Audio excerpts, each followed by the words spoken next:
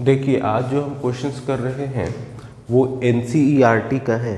NCERT के जितने भी इम्पोर्टेंट क्वेश्चंस होते हैं जो कि एग्जाम्पल होते हैं, अक्सर एग्जाम्पल हम छोड़ देते हैं, लेकिन वो एग्जाम्पल्स हमको करने होते हैं क्योंकि उसमें से भी क्वेश्चंस आपके बोर्ड में बहुत सारे आते हैं। ठीक है, तो ये सारे ट्रायंगल्स चैप्टर चल रहा था अभी, तो इसमें पहले हमने CBSE बोर्ड में जो आए वो क्वेश्चंस करवाए।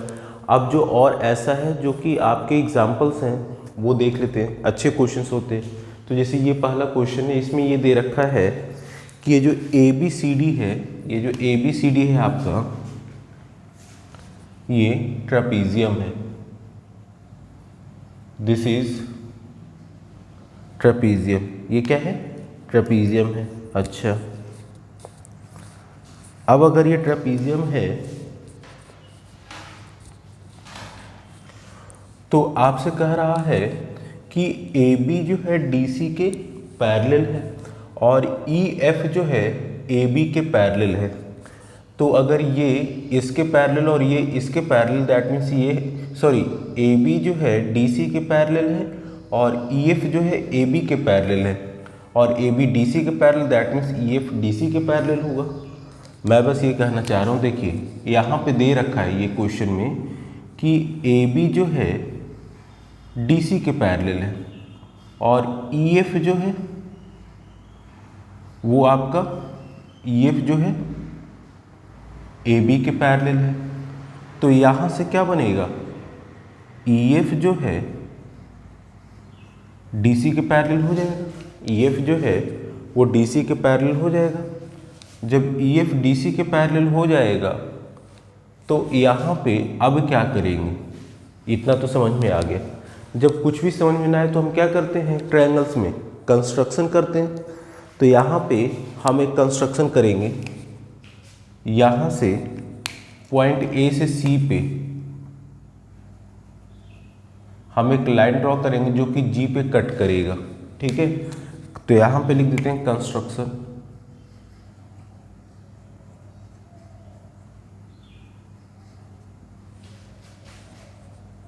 AGC line.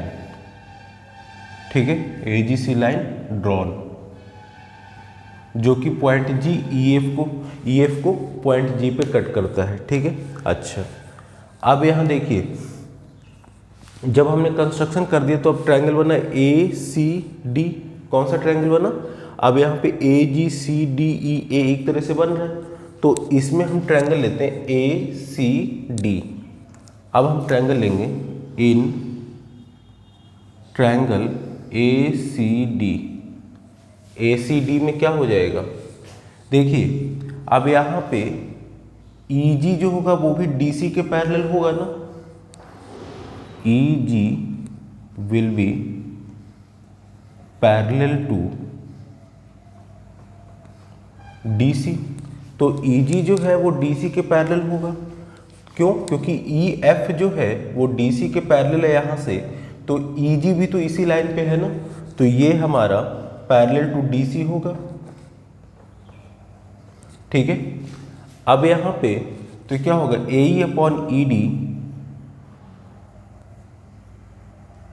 वीडियो में आ रहा है? ठीक है,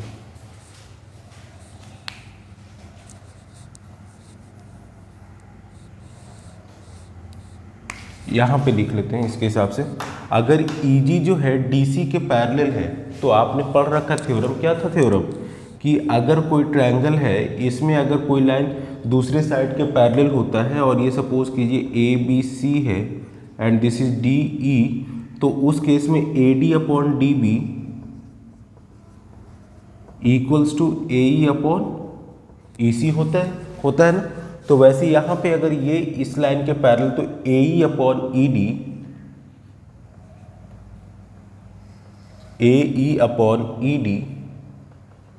इक्वल्स टू AG/GC।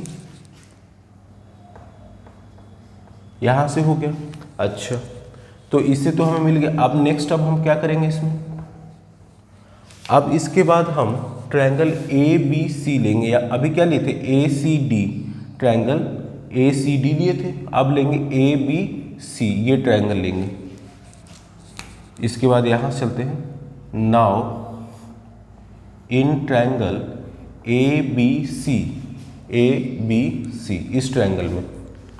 तो इस ट्रायंगल में क्या हो जाएगा भाई, एफ जी जो है वो आपका ए बी के पैरेलल होगा, आपका ई एफ जो था ए बी के पैरेलल था, ये पूरा लाइन इसके पैरेलल था, तो एफ जी जो होगा ये भी तो ए बी के पैरेलल होगा। F G will be parallel to A B. तो यहां से हो जाएगा ए जी अपॉन जी सी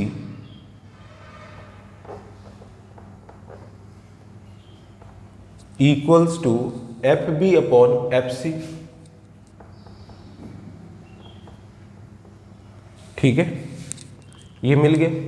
तो हमें क्या प्रूफ करना है, A E upon E D equals to A G upon G C. A G upon G C की वैल्यू क्या आ गई, F B upon F C आ गई। तो ये आपका इक्वेशन 1 था और दिस इज इक्वेशन 2। तो लिखेंगे फ्रॉम इक्वेशन 1 एंड 2। ठीक है, अब यहां पे ये देखिए A E upon E D equals to A G upon G C.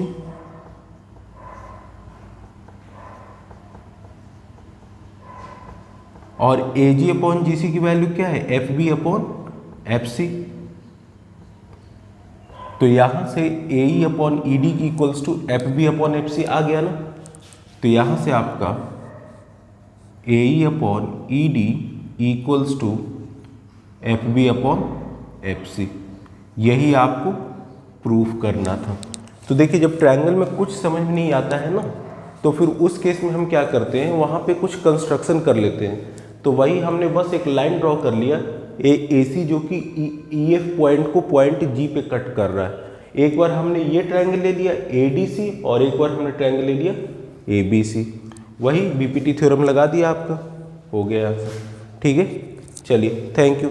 Next question करते हैं, इसको डिलीट करेंगे, वीडियो को पॉज करके फिर ये क्वेश्चन करेंगे।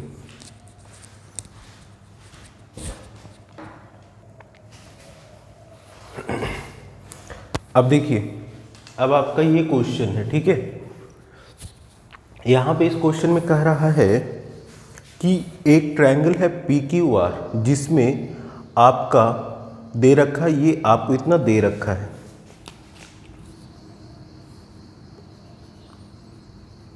ठीक है। और आपको प्रूफ करना है कि पी क्यू आर जो है वो आइसोसेलेस ट्रायंगल है, ठीक है। तो फर्स्ट थिंग देखिए क्या है,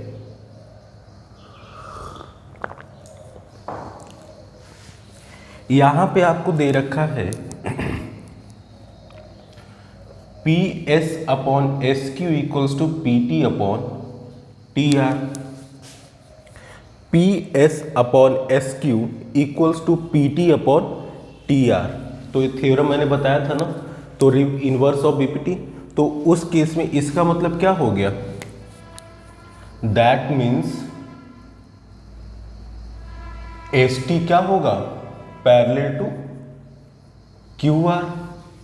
और अगर एस टी इसकी ये जो दे रखा है इसका मतलब क्या होगा, एस टी क्यू आर के पैरेलल होगा। एस टी अगर क्यू आर के पैरेलल है तो उसका इसका मतलब क्या हो गया, ये एंगल और ये एंगल आपस में क्या होंगे, इक्वल होंगे। दैट इज, इसके बाद ये लाइन के बाद है यहाँ पे, that is angle P S T, ये एंगल पी एस टी, ये angle this equals to angle P Q R. ठीक है, यहां से ये हो गया। और आपको दे रखा है ये P S T angle, P S T equals to angle P R Q, P S T equals to P R Q, that means this angle equals to this दे रखा है, ठीक है। तो देखिए ये इसके इक्वल है और ये इसके इक्वल है, दैट मीन्स ये इसके इक्वल होंगे ना। तो यहां से लिखते हैं since angle P S T equals to angle P Q R, और पी एस टी ही किसके इक्वल है, पी आर के एंगल पी आर क्यू, तो यहां से हो जाएगा angle P Q R equals to angle P R Q, यानी कि ये एंगल इक्वल्स टू ये एंगल। और यही तो आपको प्रूफ करना है कि ए बी सी जो है वो आपका क्या है, आइसोसेलेस ट्रायंगल है। आइसोसेलेस में क्या होते हैं, दो एंगल इक्वल होते हैं ना ट्रायंगल के, यहां पे प्रूफ हो गया। हेंस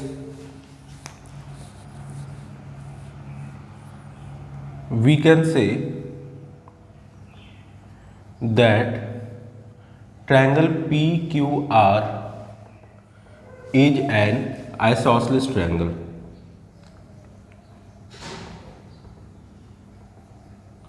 ठीक है, चलिए नेक्स्ट क्वेश्चन नेक्स्ट लेक्चर में।